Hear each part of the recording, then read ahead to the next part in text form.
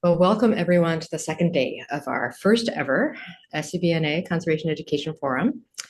We're really delighted that you can join us.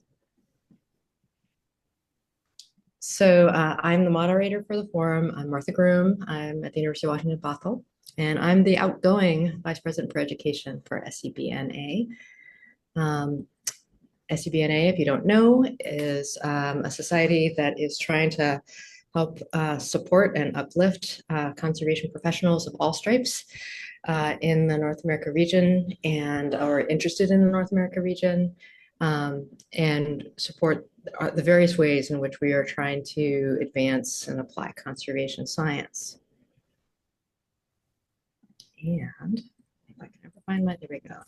If you are not a member and would be interested in joining us, here is a great QR code for that.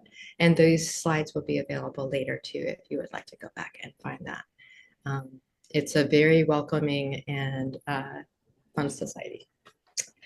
So this forum is a product of the SVNA's Education Committee, which works in a lot of ways to create and put out there various activities that can support people gaining new skills. We have increased our online webinar and workshop as this forum attests. We try to promote career development opportunities and networking events. This is our newest event, and in many ways, we are hoping that it combines all of these goals we have for activities of the committee to help provide the development of education resources and opportunities to share those. I have here, and it will be in the slides, a link to the folder where the videos and resources from the forum will be. We're already getting the ones from yesterday in there, and we'll add all of the ones as they become available. So this forum was developed by the Education Committee that includes Jessica Pratt, who was the past chair before me, Erin Betley, Aruniva Mukti, Marjorie Wanham, Sarah Nanji, and Zach Moore. And we are now being led by Stephanie Clements, who is the new VP for Education. And it has been a real pleasure to be collaborating to develop the ideas of how this might work. And all of us are behind the scenes supporting different elements of this forum today. So I just wanted to give you an overview of what we'll be having today. We once again will have a keynote activity from Nancy Lowe to get us started, which she guarantees is not too serious. And then we'll have 3 flash previews of workshops that span a range of issues and targeting a range of conservation education levels. Then we have a short break as we migrate into those working groups. You can also use that time for some Q&A after those 5-minute presentations. Then we're going to have a networking session and break. This time we'll have the breakout rooms with some themed potential discussion topics. We'll come back together at 12:30 Pacific time for 3 more flash presentations and also a flash info session about the Network for Conservation Educators and Practitioners.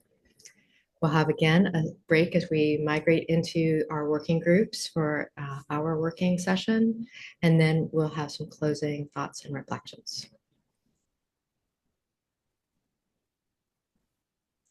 So with no further ado, I'm going to stop my sharing and bring Nancy Lowe back again to share with us. And I will, again, I'm going to put a biography for Nancy into the chat and a website so you can follow on for more.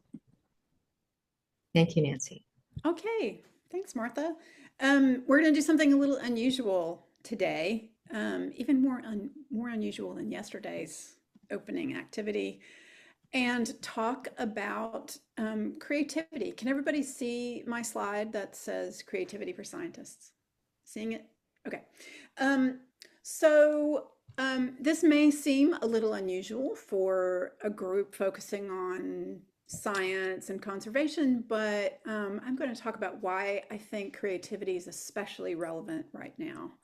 So before we get started, this is also another participatory activity, and you're just going to need a pen and a piece of paper. So I'm going to give you just a second to go look around your office or your house and go grab a piece of paper and a pen. We're just going to do a quick little writing activity. It won't take long, and it's not intimidating, but you will need a pen. Okay, so why are we talking about creativity? Um, I think it's important to talk about the elephant in the room. We are experiencing an unprecedented time in science. I read recently, I think in Atlantic Monthly, that 75% of American scientists are considering moving abroad. That is an astonishing number, and there's really, I don't need to explain to people why that's happening right now, but it's something that I never in my life anticipated would happen in this country that has for so long been a leader in scientific research and science education. And so science is really going to have to reinvent itself. At some point when this crisis is over, and we hope that funding and all of the institutions that support science are going to be restored, we can't just put them back the way they were before. Something about them was obviously making some people feel excluded. Something about them was not working in some way. And none of them were perfect. So we're going to have to put them back in different ways. So we need to reinvent the way science works. So for that, we're going to need a lot of things. We're going to need courage and allyship and leadership and a lot of things. So we're also going to need creativity. It's going to be reinventing itself in the context of all of the nonprofit world and the arts and conservation and environmental NGOs and governmental organizations, democracy itself. So because of this sort of sense of urgency, I have sort of broadened my work after 25 years of working at the intersection of art and science and natural history. I've sort of like zoomed out to include just looking at pure creativity and sort of like look at what creativity is and how we can get more of it. What is creativity and how does it work in the brain? How does it work in collaborative groups? How does it work in terms of designing businesses and governmental organizations and projects? How does it work on a personal level, on a career level? And how do we get more of it? How do we stimulate it? I think for a lot of people, creativity is this mysterious thing, and it's something a little bit like the word love or the word community, in that it's been used so many times that we may have forgotten what the definition is. But as a matter of fact, there's a lot of research about creativity, peer-reviewed publications about how creativity works in the brain. And I'm just going to give you a little taste of that this morning, and then we'll sort of talk about how we might apply it to your work. So I'm going to start with something called a test, a Torrance test, which is kind of like a creativity test. It has a lot of other names. It's a test of divergent thinking. So this is a test for, if you have some objects like a pile of bricks or a pile of toothpicks, what are all the different things you can think of to do with this, a bunch of paper clips, for example. So don't get started yet, but this is what we're going to do. We're going to write down as many uses as we can for a pile of rubber bands of varying sizes. You have unlimited numbers of rubber bands. And the rule is they have to be possible. In other words, you can't wrap it around the horn of a unicorn because a unicorn doesn't exist. But it doesn't have to be useful. Like you could wrap it around the horn of a narwhal. Like, why would you do that? I don't know, but you could. Okay, so it has to be feasible. You can't like shoot it at the moon and, have it go all the way to the moon, but you could shoot it towards the moon. Okay, so as many uses as you can think of, just keep your pen flowing in 2 minutes, and I'm going to say go right now and number them 1, 2, 3 as you go.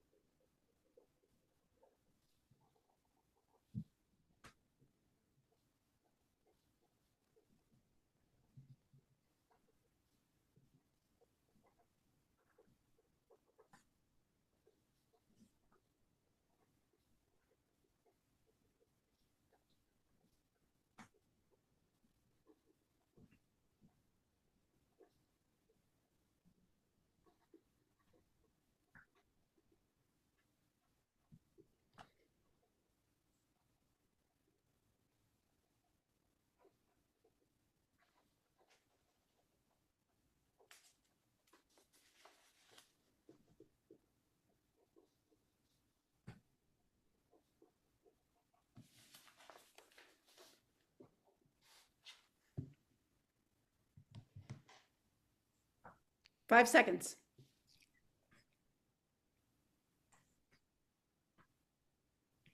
Okay, so how many did you get? I got 11. 6. Let's see how many other folks. Oh, we got 7. Okay, so let's share a Mm. couple of our ideas, just sort of like shout some out or raise your hand and just give me a couple of them. Anybody? You can unmic yourself and just shout a couple of them out. Could organize the pile of cards and games in my kids' game drawer. Oh, that's a good one. Okay, what else? I thought about exploding a fruit, like if you tried it all around an orange, like with all the tension. Oh, But nice. I'm like a weird person, so I I thought about. love it. We're all weird. Anybody have wrapping up your chip bag? Yeah, that was another one you got. Okay, how about did anybody think about wearing it as a bracelet, like just putting it on your wrist? Okay, somebody got that. Um, okay, so we have some overlaps in our ideas, and I think if we were to do this for a long time, for a whole hour, we would find that we probably have a number of these that are sort of like overlapping ideas. We're going to do this a second time, and we're just going to see what happens when you keep going the same problem for another 2 minutes. How many more ideas can you generate and how original are they? So we're going to go again. And as soon as I start and go, another 2 minutes.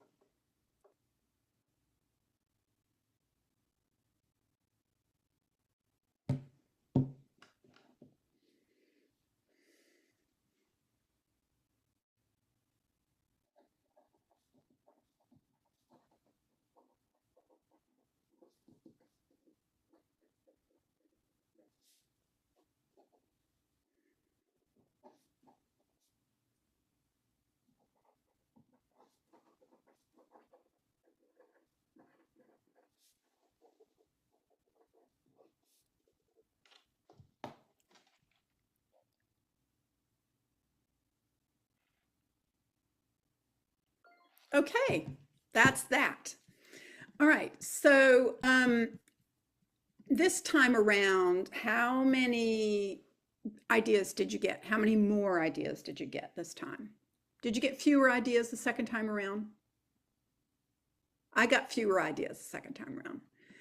But I'm just curious if you found that your ideas were a little more out there, or were they, like, did you find that they were just a little more unusual? What were some of the ideas that people had? Anybody? Make a musical instrument with them. Oh, that's nice. What's another one?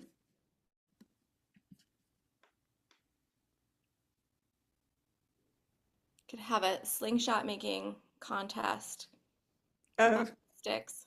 that's cool. So the first time I wrote, wrap them around a chip bag, wear them on your wrist, put them on a doorknob, string them together as a necklace. And then towards the end, I started getting things like keep the mailbox shut, put them in a time capsule, make a sculpture that floats. Would it float? Stuff it into a box and mail it, see if it dissolves in alcohol. So my ideas were a little more unusual the second time around, and there's a reason for this in scientific research about remote associations, that our brain, when we're looking for associations in creativity, and we're kind of like sending out feelers to try to do something new, the first thing that our neural pathways hit are things that are a little more familiar.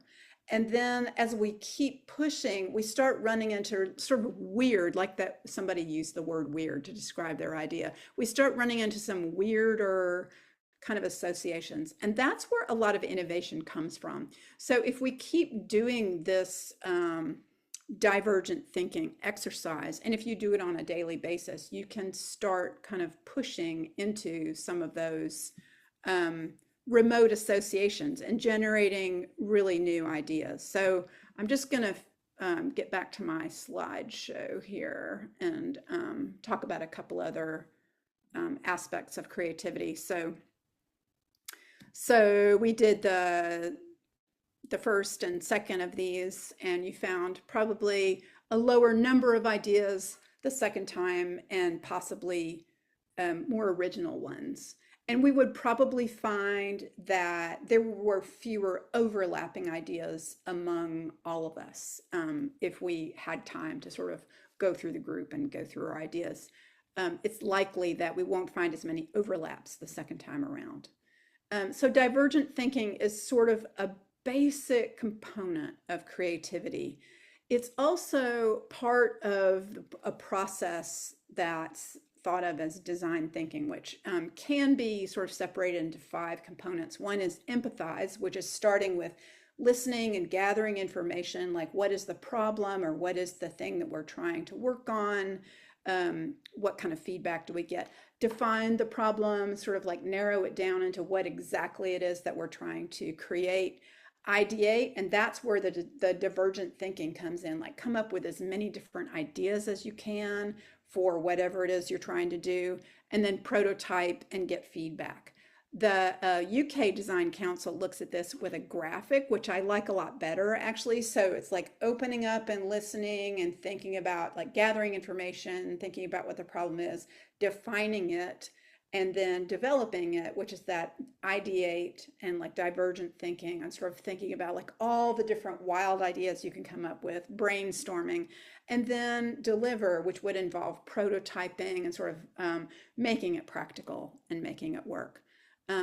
So that's just a nibble about some creativity resources. There's a website that I've started called Spark Juice Flow that has prompts for creativity, a zillion peer-reviewed publications about how creativity works in the brain and how it works with groups, other resources that are links and podcasts and videos that you can watch, both for personal creativity and for group creativity, and workshops and coaching and consulting for teams. So if you want to go visit it, it's sparkjuiceflow.com, and happy to have your feedback if you want to write to me later about that. And thanks for inviting me to come to the forum for a second day, and I've really enjoyed meeting everybody.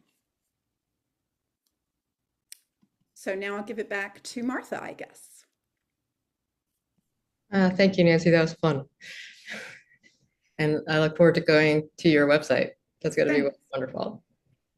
Great. Well,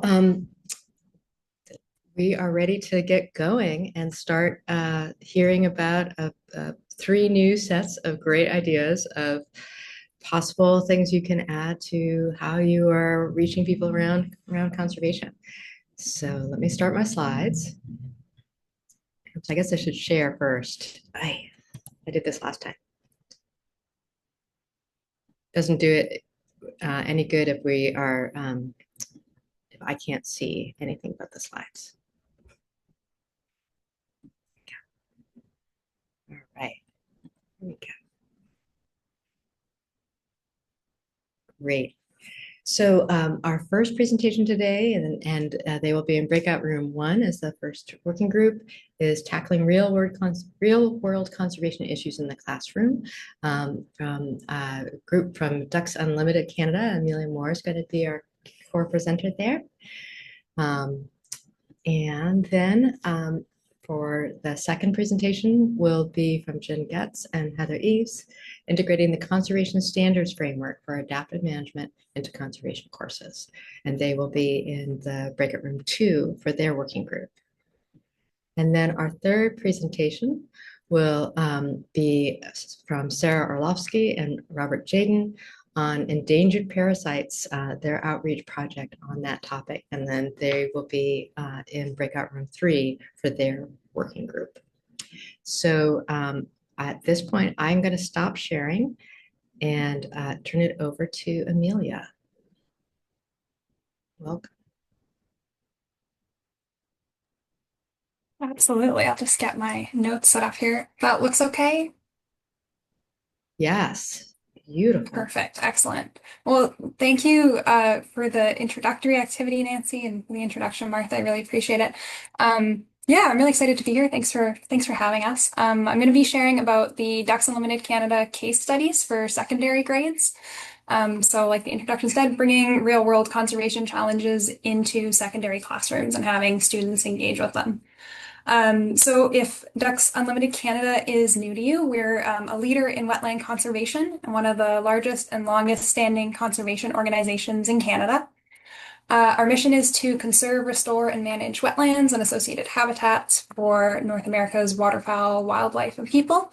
And on the education side, our education teams work online in classrooms, in field sites and interpretive centers in locations across Canada. We deliver wetland, biodiversity, and nature education. So today's presentation is going to look at our case studies and how they can be incorporated into classrooms. So the goal with our case studies is to facilitate and support students taking on the role of environmental researchers and conservation planners and engaging with these challenging questions and coming up with solutions based on their own research. We think case studies are a really impactful way to learn about conservation challenges. They're grounded in current issues. They're engaging students in topics that they're already seeing in their own lives and communities. The hope is that they're student-led from research all the way through presentation.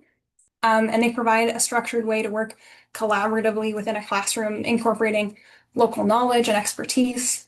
And hopefully they're adaptable to different curriculum, different subject areas, and also bringing in teachers and other knowledges within your school to pull in those other disciplines when we're talking about conservation issues. So as a little preview of what we'll be looking at, we have 5 case studies looking at diverse conservation issues across Canadian regions. So our wildfire and invasive Phragmites case studies are both coming soon and will be finalized in English and French in the next month. And we have a grasslands, sea level rise, and prairie biodiversity case study that are currently available in French and English. A few details if you're interested in joining for the workshop, or if you're not interested and able to check things out later. So 5 case study options, and they're bilingual. We generally suggest them for grades 9 to 12. and they can be adaptable in length depending on how in-depth student research is. And a highlight for us, at least, is that no background knowledge is needed. If you are an educator who's interested in incorporating more conservation education, we think these are a really great place to start and to learn alongside your students. So I hope to see a few of you. The workshop this afternoon, I'll go into the details of the case studies in a little more detail. And then we'll look at some classroom ready considerations. So what do different curriculum connections look like? How can we make them locally relevant and make sense for your learners in your classroom? And then exploring some classroom and presentation adaptations that we've used or that teachers that we've worked with have used. And we also have a few student examples. But I'll keep it short. Thanks for the time today. Hopefully I'll see a few of you, and I'll also share the links to our resources with the organizers as well.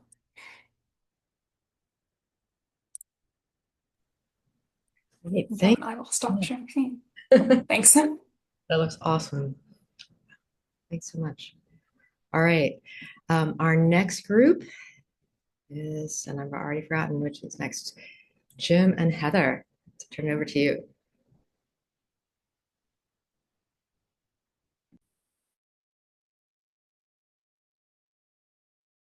Unmute. Hey, great. I'm Jim Getz, and I'm working with Heather Eves. I'm glad to be talking to you about integrating conservation standards into your conservation education program. So, what's conservation standards? Maybe not everybody has heard of it. It's this widely adopted set of principles and practices that bring together a number of common concepts related to conservation science approaches and terminology to improve project design, management, and monitoring. Um, so why do we need this? Basically, we're trying to do adaptive management that's results based from the design through implementation and learning. We always ask ourselves three questions. Are we doing the right things?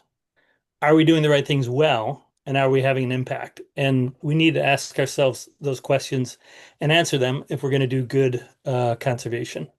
So the conservation standards have actually been around for a long time and been evolving over 25 years. Now we're up to version 5, which is always incorporating new things with each new iteration. Um, there's a bunch of steps, and this is really helpful to work through them because it's hard to know where to even start. I remember when I first encountered this, I thought, oh my gosh, now I know that we can do something besides just talk about threats. We can look at this conservation situation. We can try to figure out what our goals and strategies are, how that's actually going to change with our theory of change. Here's just a quick example of something we would do in conservation standards. You've got these Eastern Pacific sea turtles, which are getting hooked by the high seas fishery using circle hooks. And so you want to take a close look at that situation and figure out, okay, why is this happening? And really dig in so that you can find solutions.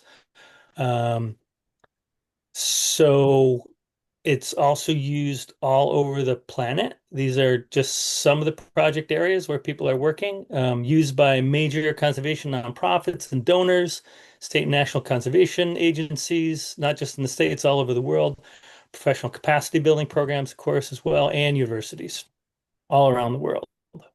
So a lot of organizations use conservation standards. These are just the ones that are involved with Conservation Measures Partnership, a group of organizations that works to promote and improve the conservation standards. There's hundreds more organizations that use it. So main points that you might attract you to do a course for of conservation standards because it's important for your students to learn because it's very widespread and very effective. There's also a working group, Conservation Standards in Academia, that is working to scale up teaching. And we're doing that. I say we because Heather and I are involved in it, developing, distributing materials and connecting teachers to each other to share innovations. So because of that, developing a conservation standards course might be easier than you think. So if you'd like a quick overview of conservation standards and the value of courses, an overview of 2 online courses and ways that you can adapt them, a professional development course that I've been leading with Heather's help, and a university course that Heather's been teaching for 15 years or more. Followed by a conservation about what perhaps you're already doing to teach and can share, what you might like to do to teach conservation standards and what you would need to make it happen. So if you're interested in that, then please join us in our group. Heather, did I miss anything? The next slide. Yep. Also, why are we doing this? Why are the two of us presenting this? It's mainly because we're fun. The two of us have taught this course together multiple times together, and we're just a hoot. We are part of the Costa working group leadership team, and we've been teaching, as he mentioned. I first discovered this after I'd written my dissertation calling for something like this as a frustrated field biologist and conservation educator earlier in my career. And when I first discovered the very first university course being taught at University of Maryland in 2007, I jumped on it as a client, and I've been teaching it ever since. I would say the response from students in the courses that we've taught is this is the most useful stuff they've ever had in the graduate programs that I've been in, and I know with Jim's course, we've had a lot of feedback from the field with conservation professionals saying similar things. Would you agree, Jim? Probably not, because you don't like to agree with me, but you know. To the contrary. Thanks, Heather. Okay, I think that's all we got. Yep. All right, thank you so much. I'll give you also the plug of I use it in my courses a lot, and I think the key thing for my undergrads is this is real world. Folks are using this all over the world, and that really feels good that that's what they're getting. And I have to now learn all about the case studies from Ducks Unlimited, so I can use those too. Our next speakers are Sarah and Robert about endangered parasites.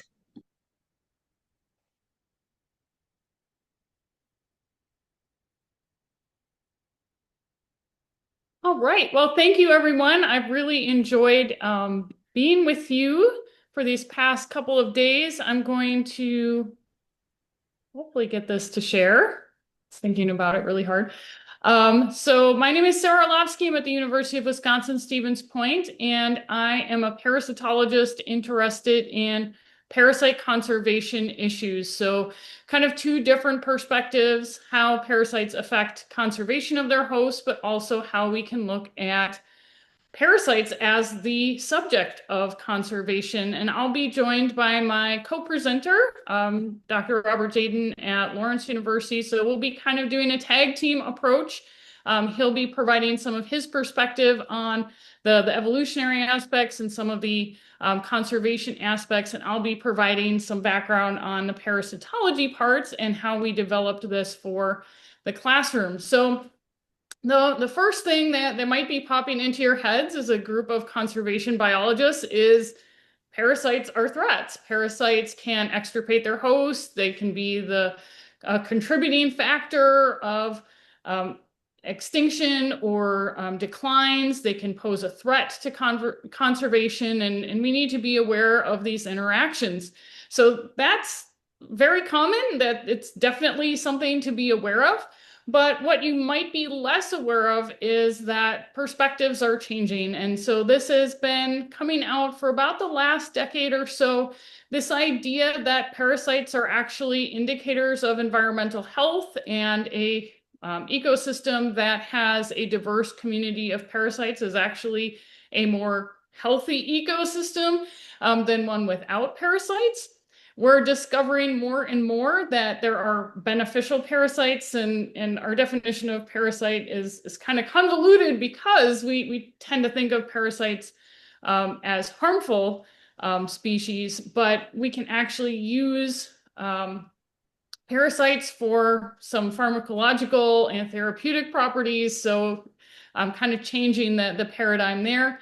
And along with that recognition of the roles that parasites play, we're becoming more aware that parasites are among some of the most threatened and endangered species. We're just unaware of their threats because they're small and they're hard to study. So our activity will kind of relate to and expand on some of these topics. So we developed an activity for a parasitology course, but I think that it would be useful in a wide variety of courses, and that's something that I hope to explore through conversations in our workshop. But the basic idea was to have students investigate a real-life host parasite conservation issue using primary scientific literature, so as a motivation to get them to search for papers on conservation issues related to the hosts and then to their parasites as well. And then use the standards from the IUCN Red List to evaluate whether or not a parasite could be considered threatened or endangered. But overall, the goal wasn't to do a full-on IUCN assessment. We're going to talk about that in the workshop, but that was the inspiration for the activity, but was to actually attack one of the problems with parasite conservation, and that's public perception. So we made this more of an outreach project. So we had the students write and give oral presentations as if they were explaining to the public why they should care about parasite conservation. So we made this into more of an outreach activity, and then we use these in public outreach to different groups of stakeholders, including through our Natural History Museum collection crawl and other activities. So if you're interested in sort of the public engagement piece, we'll be talking a little bit about that as well. So I'm just going to provide a very quick overview. This is kind of a unit. You can do different parts, the written part, an oral presentation part, and a reflection.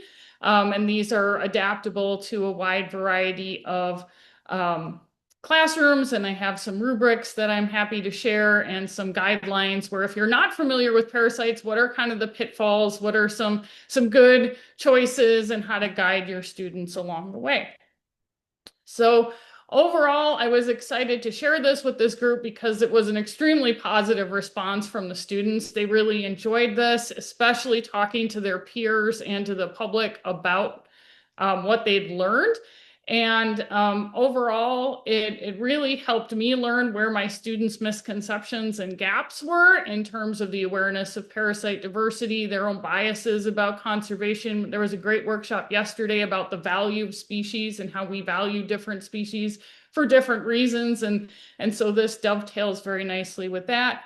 And also indirectly, although it wasn't one of my learning outcomes, was the better understanding of host conservation issues, the threats to the hosts through the lens of how it affects parasitism. So small population size and inbreeding and all of those things with respect to how this affects transmission or how this affects interactions with other species, just kind of seeing the students make those connections with the broader lens of biodiversity.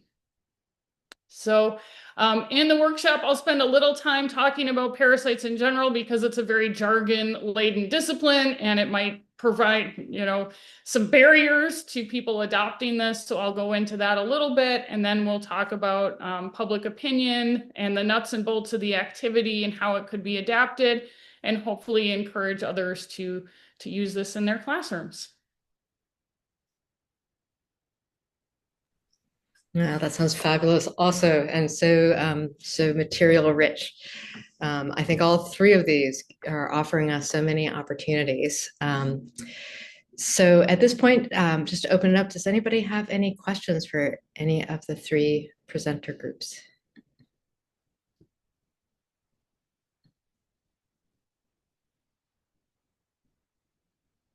It's going to be hard to choose. Yeah, absolutely. Just a reminder, everything will be recorded.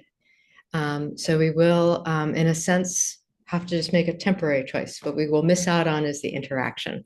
We can't have that in all three times. All right, I'm going to share my screen again. And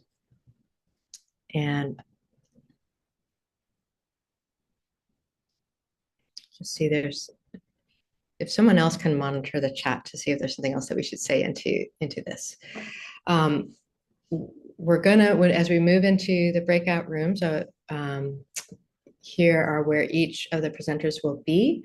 And just a reminder that we will also have members of the education committee in every room. They will start the recording and end the recording and can just help troubleshoot if there's any kind of tech issue going on. And the rest of us from the committee are gonna pop in, as everyone else does.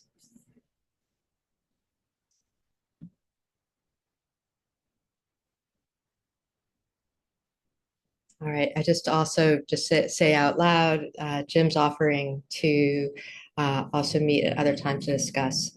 And I got that vibe also yesterday. I think a lot of us would be so excited to follow up conversations over time.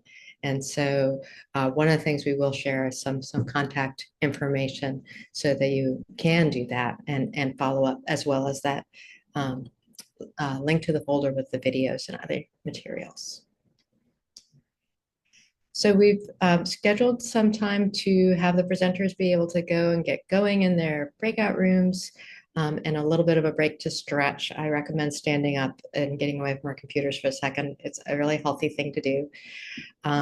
But also, if you find yourself with a little bit of extra time and you've made up your mind about which one to jump into, go ahead and jump, and you can start having a little bit of conversation before the workshop gets going at 11 Pacific. Before the last three presentations, I wanted to invite back Suzanne Macy from the Network for Conservation Educators and Practitioners at the American Museum of Natural History in New York, and to just share about resources that are available to us, and also places where some of the great work that we've already been hearing about could be made available to others in a more prominent way. So I'm going to stop. We'll stop sharing and give it over to you, Suzanne. Welcome. Thank you. Just going to request access to share. Oh yeah, you just tried. There we go. I know that I can do that. Got it. Thank you. So thank you so much, Martha. Oh, this is the end. Let's go to the beginning. So thank you so much for that introduction. And for those of you who heard me briefly talk yesterday, I'll be brief and refresh your memory for those of you who are just joining.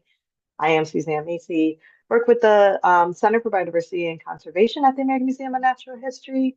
And one of the projects that we manage is called the Network of Conservation Educators and Practitioners. And if you haven't heard about us before, one of the main things we do is publish open access, peer-reviewed educational resources like the ones you've been talking about today, and have an online collection of these at ncep.amnh.org. There's over 180 of these materials, and some in multiple languages. And they can be anything from a synthesis or a sort of a book chapter description of an idea or concept in conservation, case studies, exercises, things that have students work with data analysis, things that have students get out in the field, a whole wide range of things that you could use in your classroom or teaching context.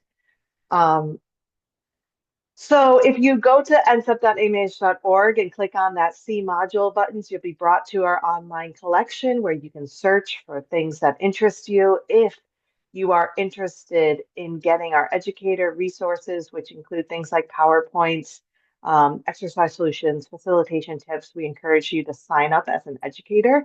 There's a hyperlink at the top right in this, you can sort of see it in blue, screenshot it in this screenshot, where you can register and then get access to all of the materials. It's not, you don't have to pay. It's just registration to make sure that educators are the ones using those materials. And if, as Martha mentioned, if you have been presenting today or are inspired by the work that folks have been presenting today or yesterday and think, hey, I think I should share my materials too, this is an opportunity to reach out, and you can let us know if it's something that you want to pursue, and we can go through the conversation about what that might look like. So we encourage you to email nsep.amah.org, and one of our presenters from yesterday already has done so, so I'll be in touch. And just wanted to remind you again of the different types of supplementary materials that you get with these student-facing documents are what's available to everybody, but then for the extra supplementary materials, we do ask you to register. And each of our materials that, not every one of our materials that is on our online collection also makes it in, but we also have an online journal called Lessons in Conservation. So this is a collection of materials that we publish that is sort of highlighted and in a more journal format, maybe while the collection materials are in downloadable, modifiable Word version, so you can change it, adapt it, cut out things, add things that are relevant to your classroom, like your rules for attendance or whatever, whatever it is you want to do to make it your own, you can do it in the Word files. These are PDF versions that are a little bit more synonymous with the journal article, and they're the student-facing versions, and you can get those the teacher resources again on our online collection. So this is our Lessons in Conservation. Yesterday I showed a screenshot of our most recent issue. This is a previous issue, just to give you a taste of some other types of titles of things that have been published in Lessons in Conservation recently. And just a final say that in addition to the resources that we publish through Lessons in Conservation and NSEP, we also do teacher training events and other sort of events similar to this. Our next one is actually in 2 days. It's a lunch and learn, so if you're interested in learning more about a recently published material through our Lessons in Conservation, we have a short webinar where you can learn more about that resource. This one is on using community science data to have students learn how to analyze a data set and visualize it in context of a nonprofit organization's reporting to on the projects that they do. So we encourage you to take a look, and we can put some links in the chat. And with that, I just want to say thank you. I'm so glad that we've been able to participate in this amazing forum, and so inspired by the things we've been hearing about and the work that you all have been doing. So we encourage you to stay in touch, and we hope to see you at NACCR in the future. Thank you.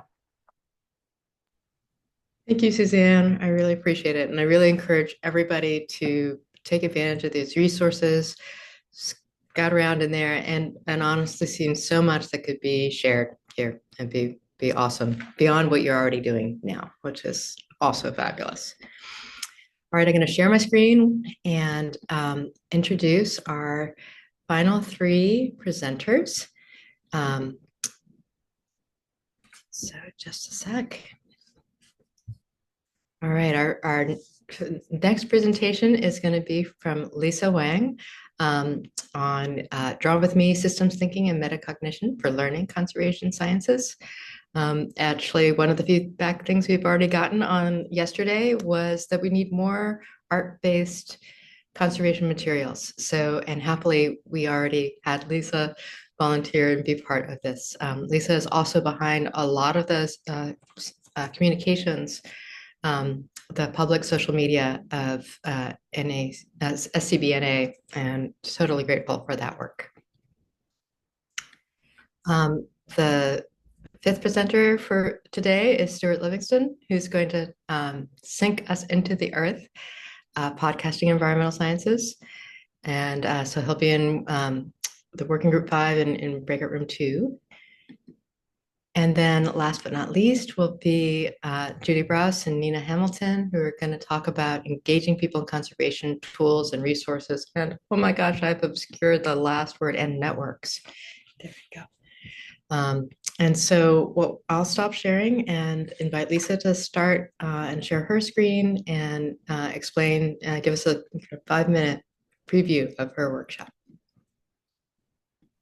Yeah, awesome. Thank you so much, Martha. Let me share my screen. All right, can everyone see my screen okay? Awesome.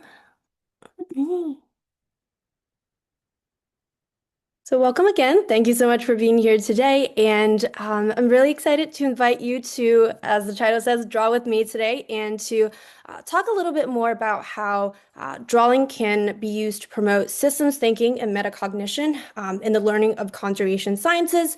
And before we dive into the bigger details, just a little bit about myself, because I think the background really comes into play here. But I'm currently a fourth-year undergraduate at Penn State studying biology and also going into med school interested in One Health, which is essentially the idea that human, animal, and environmental health are all interconnected. And I've also been for as long as I could remember, in terms of education-wise, be interested in supporting student-led teaching and engagement. So one of the biggest thing that I'm going to talk about today is my time at Penn State creating these Draw With Me recitations, which was essentially a series of workshops where I taught my fellow students how to create more effective drawings and diagrams within science that really shows the relationships between concepts, and second of all, how students can better use those diagrams to retain those materials and apply to real-world applications. And as Martha mentioned, beyond all the work I do at Penn State, I'm also the communications and conference intern with SCBNA. So happy to be here, and maybe I have met you in the past at NACCP. So just going back a little bit in time, but growing up, I was really artistically inclined. And I would say one of the biggest thing that really sold me to science was some of the diagrams that I saw in seventh grade science. So point being, one of these. And but as I'm kind of going down this educational pathway, what really stood out to me and what I realized was that a lot of the diagrams, they're shown for informational use, but we rarely use the art in ways to promote active application and retention of the material, which was really interesting to me because I would argue that if you think back to any of the science courses that you've taken, it's probably more likely for you to remember a diagram versus like a block of text. So then I started asking then, why does drawing work as a tool to understand these relationships? How can we better, reach students in terms of using it as a tool and to get them to think, to learn? And just wanted to go into a tad bit more detail. So these are kind of more from the cognitive science perspective of just an introduction of why drawing works for learning. But on the left here is an example of kind of a drawing, like a baseline drawing in terms of biology concept map. But what's cool about it is that it really lays out the team, like the players, right, within the system and the relationships and how they interact and influence each other. So that's part of the systems thinking that's very important in conservation science. But part two, we'll talk about metacognition, which is the awareness and understanding of one's own thought process.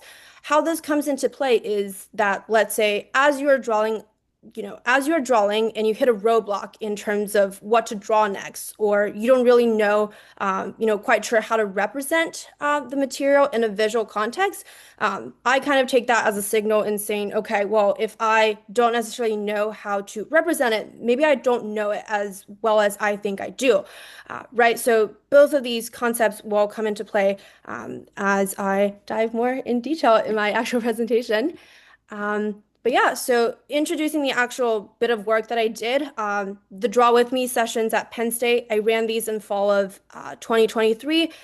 So there was a series of 4 1.5-hour sessions. They were relatively on the smaller size, 10 to 20 students, and they were ran in an Intro to Human Physiology course, which I will also explain later how that relates to conservation science. But wanted to give kind of a quick breakdown of what happens within this 1.5 hour. So pre and post sessions are the exact same questionnaire. We had attitudinal, efficacy, and understanding questions that really give us kind of an all-rounder of where students are in terms of engagement and knowledge. Second part of it is the actual drawing part. So I'll talk about the ways I specifically design drawings, what I say as I am drawing with students, how do I get them to engage with me, to actually draw with me. So the next time when they see something similar, they start drawing on their own.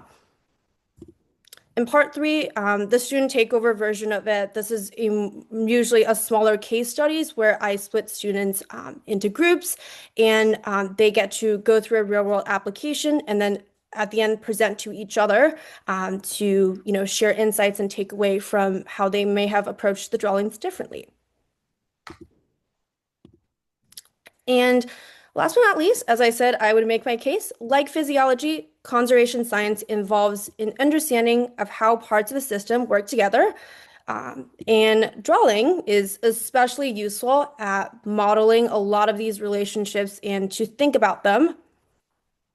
So in a nutshell, if you would want to learn more about the value of drawing, how to engage students, especially from a student perspective, and how to develop drawing activities that could, be easily integrated into your existing curriculum. I look forward to meeting all of you and talking to all of you, and thank you so much for your time. Wow, that's fabulous. You just sold two concepts: student-led teaching and drawing for learning. So awesome. Thank you so much. I'll pass it to Stuart. Okay, is that coming through okay? Great. Okay. I'm loving this preview format of the forum. It's really interesting. Okay, so to give you a taste of what to expect in my session here, entitled "Sinking to the Earth: Podcasting Environmental Science." Here we go. So I'll tell you a little bit about myself first. So I'm a teaching stream faculty at the University of Toronto, Scarborough. My kind of research background is invasive species, conservation policy, biocontrol even, but I've really been focusing in on teaching for the past 10 years now. When the pandemic started, myself and my colleague, Dr. Karen Smith, decided it'd be a fun experiment to have a go at a podcast. So we created the Emerging Environments podcast back in 2020. It's not something that we do continually, but it's something we've been able to keep going since then, where now we have 50 episodes. It's mostly an interview-based podcast.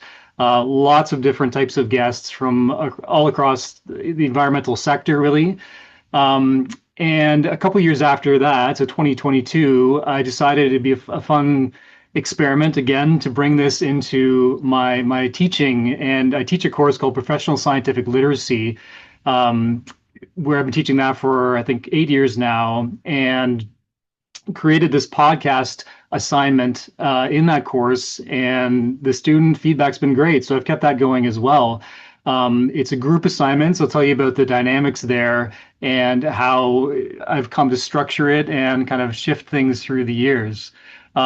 This is a glimpse of the look of the Emerging Environments podcast. It is an audio podcast. There's no video, but I was able to create some imagery to go with it. This is our most recent episode with Dolph de Jong, who's the CEO of the Toronto Zoo, which was a really fascinating conversation. So I'd encourage you to just a quick plug there for that. So for the workshop, so I'm curious to know who you are, where you're coming from, and that'll kind of frame how I'm talking about the assignment and the possible outcomes for you.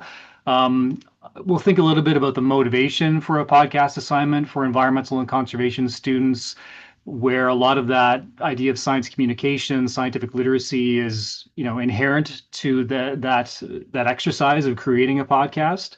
We'll answer the question, is a podcast a logistical nightmare? I'll leave that out there. Do you have to be an audio engineering wizard? I'll leave that there as well.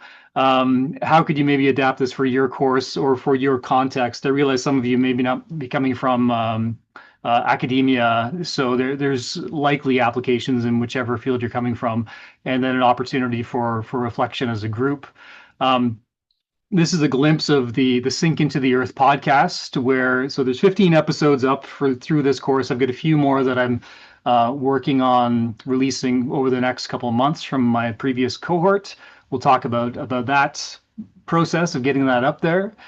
And just a glimpse here of this idea of, the conservation science evolution where, back in the 80s, we were thinking about, the environmental, the natural resource management field, these sort of core elements of conservation biology, and how that's shifted in recent years to be what we know as conservation science and become much more of a multi and interdisciplinary endeavor. And I think that this type of podcast assignment, I think there's a flexibility there for students who are increasingly are interested in these, adjacent disciplines or related disciplines. They're interested in how the science that they're learning about or are well versed in relates to things like policy, economics, ethics, epistemology. So I think, podcast episode assignment is a fertile context to be able to explore that idea of interdisciplinary science. Talk a little bit about this. This is from a Kusmanoff paper. It's a little bit of a busy slide there. I apologize, but in my course, I give students a bit of a primer on science communication for conservation.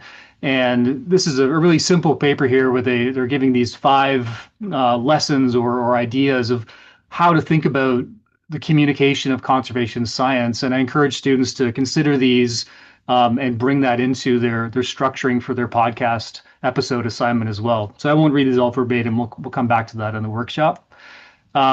I want to take a few listens to some example podcasts in the workshop and get you all to reflect on what you're liking about that. And this is a similar type of exercise I would encourage you to do in your classes if this is of interest to you. And just it's a bit of a brainstorming exercise and an opportunity to listen to everything together. And it's a nice calming exercise, I would say. So in the workshop, we'll also talk about some different stylistic choices that you or your students can make, how to think about interviewing, coordinating a group assignment, which can be very challenging, a little bit about audio editing, publishing, and some ideas for how you might be able to generate a rubric for assessment if you were to create this assignment for your course. So I'll leave it there for now. Thanks very much. Thanks, Stuart. That's great. And it's just, again, a really beautiful example with a lot of curated resources. So look forward to that. Okay, so our last group are Judy and Nina. Turn over to you. Thank you. I wish I could go to all of them. This is really hard, especially the last 2 look so great, Lisa and Stuart.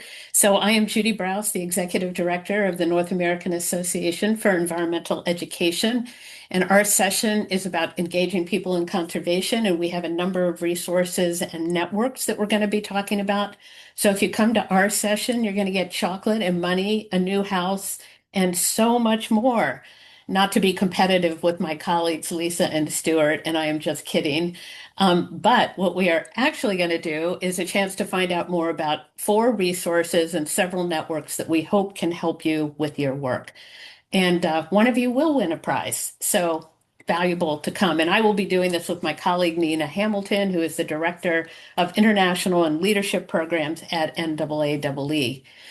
So what we're going to do in our session is a quick snapshot of NAAEE, some of our networks, highlights from the tools of engagement with it, which is a planning process that's built on the open standards. And we had a great session this morning with Jim and Heather on the open standards. And our piece of this is how do we use the open standards, not only for planning and implementing our conservation programs, but thinking about the people and the education and the social strategies as we're thinking about our conservation work.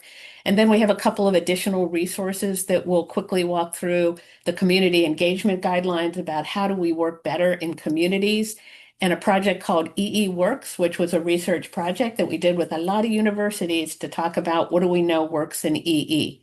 So for those of you who don't know us, we're the Professional Association for Environmental Education. We're like the backbone organization, and we work around the world with educators and others. And our mission is all about advancing environmental literacy and civic engagement to create a better future. And the more sustainable and just and equitable future is really important, especially now. And we look at education as one tool in our toolbox, along with a number of other tools. And if we work together, we can better address environmental and social challenges. And what is the education we need for the world we want is our tagline. And we're always thinking about this of what is it that we're doing that's going to make the world better?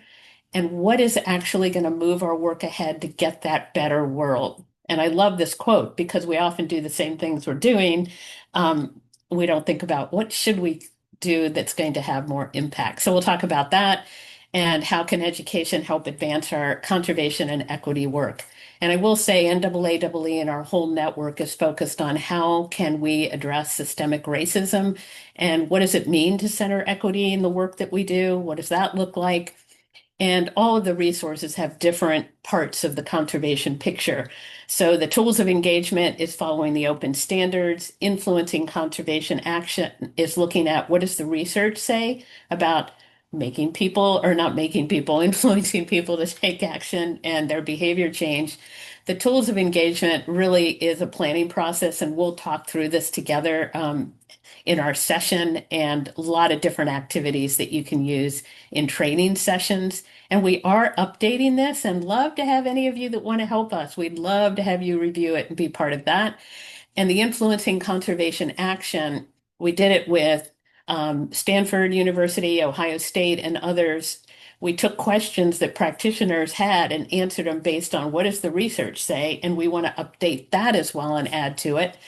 The guidelines for excellence are part of our guidelines for excellence series of what is effective practice in the field of environmental ed. And the community engagement guidelines fit so well with the tools of engagement. And then again, EE Works is looking at what is the value and impact of environmental education, looking at different themes, including conservation and environmental quality, but also looking at how does education lead to positive outcomes for K through 12 students. And it's more than just learning about the environment. So it's really some really interesting research work. And then we'll just touch on the UN Decade on Ecosystem Restoration and the education challenge we're working on, 6.1, that a number of you are working on ecosystem restoration. And how do we do this work together? And then we'll just mention a couple of networks and hope that you can join, like the Natural Start Alliance, which is early childhood. And we had a great session yesterday on the early childhood audience, and then the Global Environmental Education Partnership. And we hope all of you can join this effort as well, which is all about strengthening environmental education around the world. So looking forward to meeting many of you in our session. And just so you know, we love cartoons, so we'll have a lot of cartoons. Hopefully we won't have PowerPoint poisoning, but we might. And we will have a lot of links in the chat, and hopefully you'll get a link to the chat as well as the recording so that you can see all those links. So thanks, everyone. We're looking forward to seeing many of you later, or next, I guess. Thanks so much.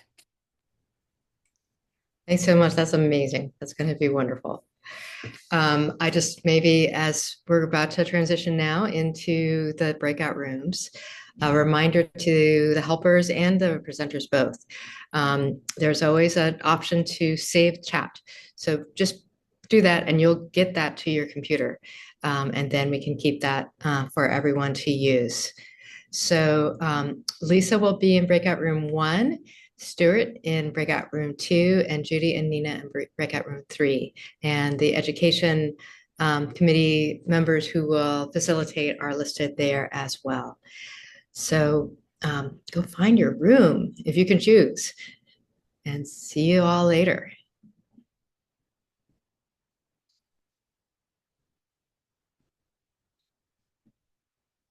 Also, just as a reminder, find your name and just move into whatever room, or if you're in the right room, stay there. Or say join. Actually, you'll have to say join.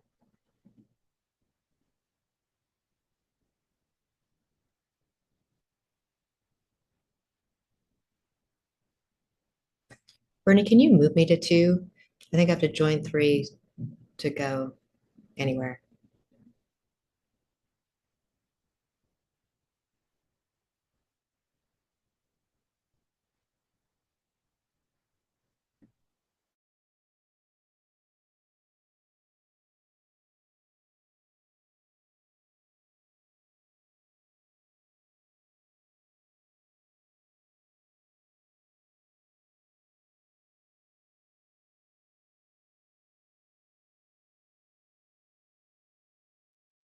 Well, I hope Judy finds her way here.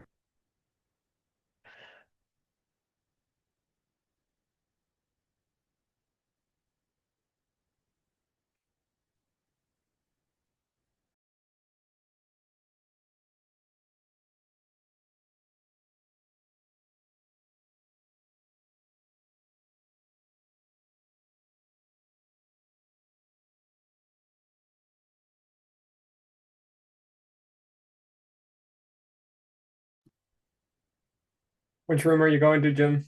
Oh, there we go.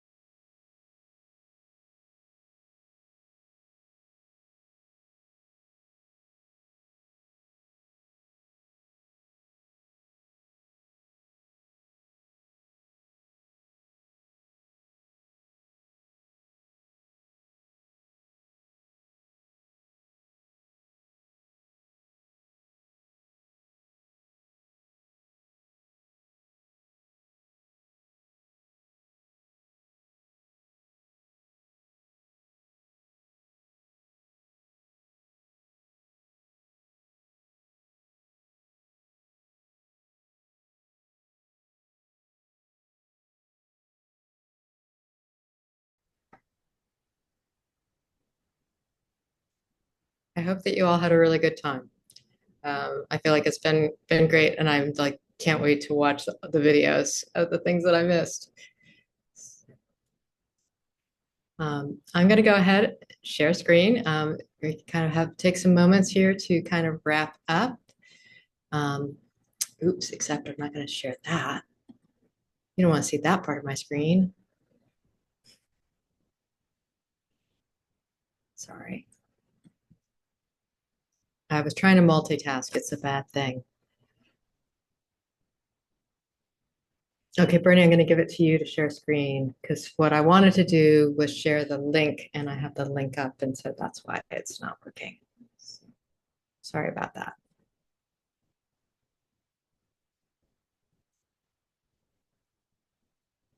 This is the slide you were hoping for, Martha? Yes. Perfect.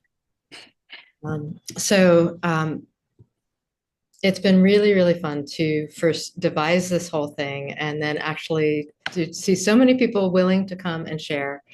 All of you have been amazing. And it's been great. We took some time to sort of intentionally lead from one thing to the next. And I've been so excited to see the ways in which things connect and build across all of it. It's been really lovely to do this with you all.